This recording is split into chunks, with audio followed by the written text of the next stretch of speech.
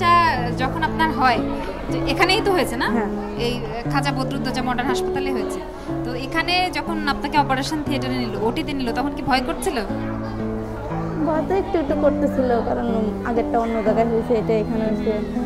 সিজারে হয়েছে? হ্যাঁ। সিজারে হলে তো একটু ভয় করারই কথা, অন্যরকম টেনশন। অন্যরকম টেনশন বলতে কি, আমি বুঝতেই পারি না যে আমি আসলে সিজারের রুমে ঢুকছি। আচ্ছা, এরা আমার সাথে গল্পে গল্পেই কিভাবে জানি করে ফেললো, আমি বুঝতেই পারি না। তাই মানে সিজারের সময় ডাক্তাররা গল্প করছিল, তেমন একটা টেনশন কাজ করে? আমি বুঝতেই পারি না যে আমার সিজার হচ্ছে, আমি আসলেই বুঝতে পারি না। এই নিয়ে আমি বাসায় গল্প করি। আচ্ছা, সিজার শেষ হওয়ার পরে যখন বাচ্চার প্রথম কান্না শুনলেন, নার্স যখন প্রথম বাচ্চাটাকে আপনার কাছে দিল, তখন কেমন লেগেছে? তখন তো ভালোই লাগছে, কিন্তু আমি মনে মনে ভাবতেছিলাম যে কার বাচ্চাটা আমার কাছে দিলাম, তো জানি না যে আমার সিজার এলো। আমি এদের সাথে কথা বলতেছি, এরা আমার সাথে কথা বলতেছে, মানে নিজের যে অপারেশন হয়েছে সেটা বুঝতে পারি না, আমি বুঝতে পারি নাই। পরে ভাবলাম যে এটা কার বাচ্চা দিল, আমি এটা অতটা খেয়াল করি নাই। পরে বুঝছি এটা আমারই বাচ্চা।